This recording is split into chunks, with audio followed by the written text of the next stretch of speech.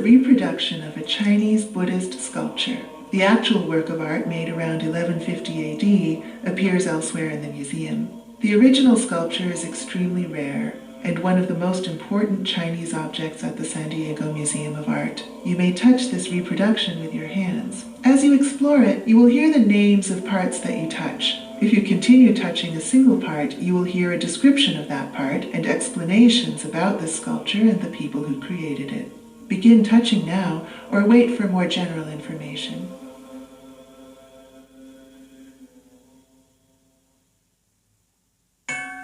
The feet.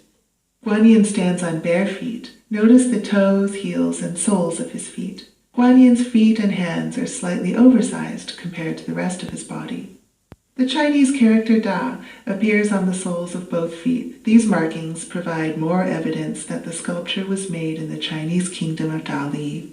According to legend, in the 7th century, Guanyin took the form of an Indian monk who introduced Buddhism into the kingdom of Dali and identified the family whose descendants would become its rulers.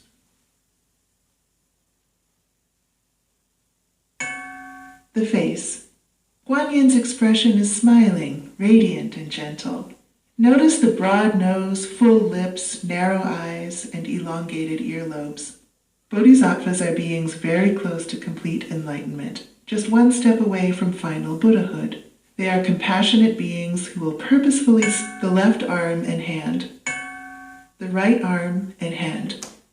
Guanyin's the crown. Guanyin has an elaborate hairdo with twists of matted hair piled high like a crown. Twin plaits cascade over his shoulders just behind the elongated earlobes on either side of his head.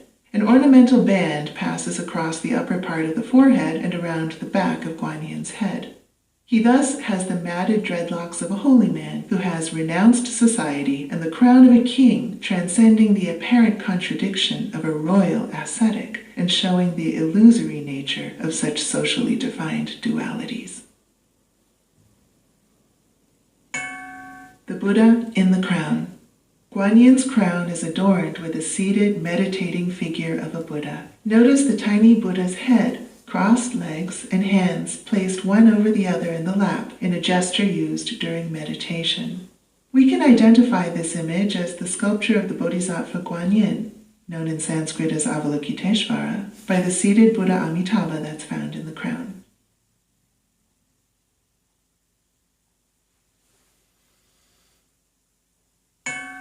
The upper body. The feet.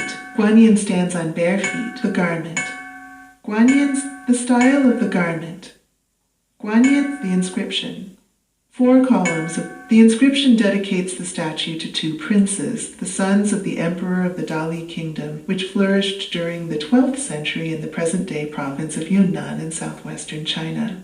The engraving does not dwell on concepts in Buddhist philosophy, but rather expresses the emperor's wish for prosperity and abundance of offspring for his sons and their descendants.